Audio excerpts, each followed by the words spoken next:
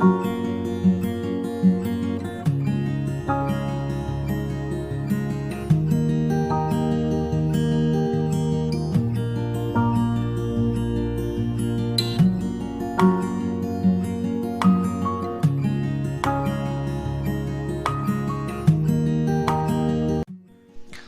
students, welcome back.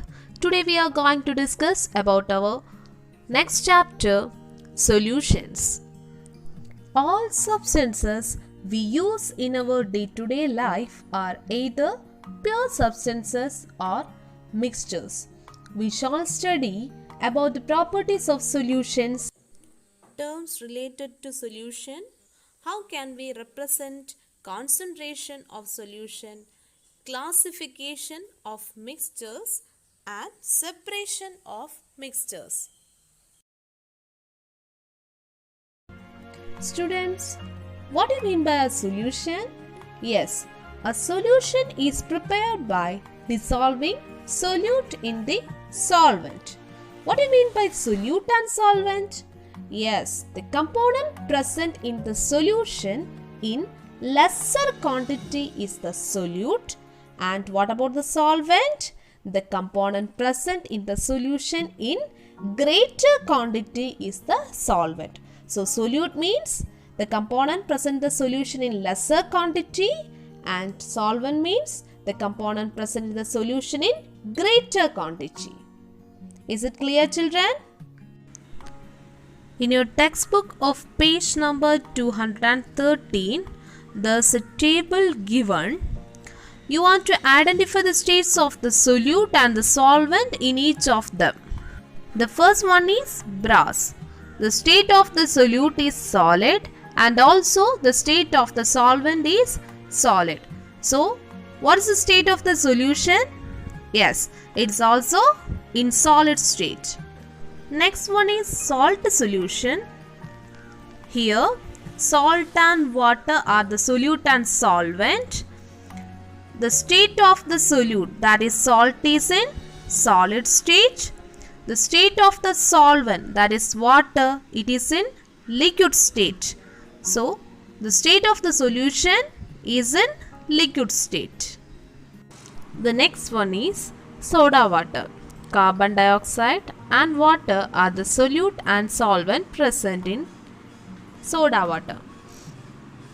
Carbon dioxide, which is a solute, it is in gaseous state.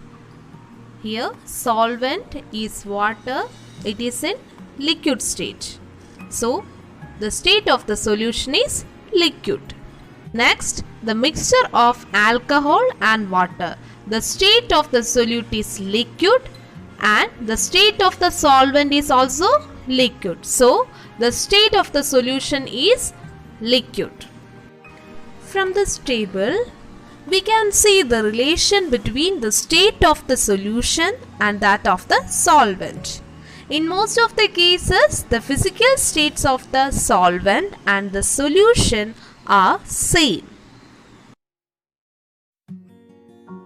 Next, we are going to discuss about the concentration of solutions.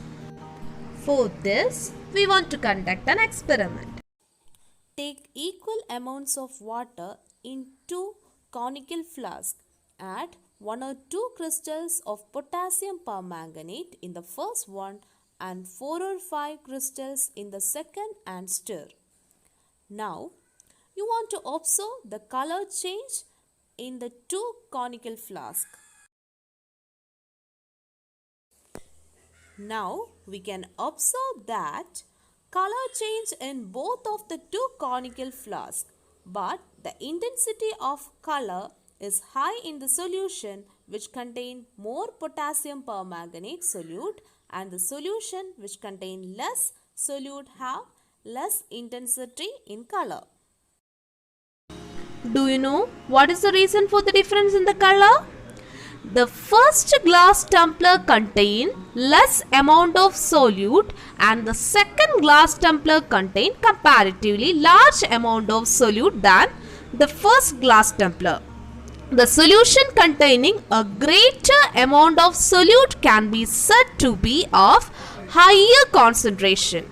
due to the difference in concentration of these two solutions shows different color change.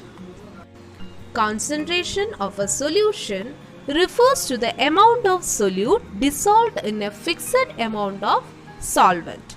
A solution containing a small amount of solute is known as a dilute solution, and that which contains large amount of solute is known as a concentrated solution.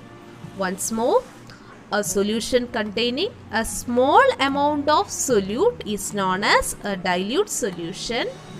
The solution which contains large amount of solute is known as a concentrated solution. So children, next we are going to discuss about how to express concentration of solution. Concentration of solution can be expressed in different ways. The first one is mass percentage. The amount of solute that gets dissolved in a solution can be expressed in percentage using this method, mass percentage. This denotes the amount of solute present in 100 grams of the solution. Mass percentage equal to mass of solute divided by mass of solution into 100. We can calculate the concentration of solution through parts per million. This denotes the number of parts by mass of a solute present in 10 lakh parts by mass of a solution. It is used to express the presence of very small amounts of a solute. Volume percentage, molarity, molality and normality are some other scales used to express the concentration of solutions. So students, it's time to wind up our today's session. Today we discussed about solutions, terms related to solution, and how can we represent concentration of solution. That's all for today. Thank you.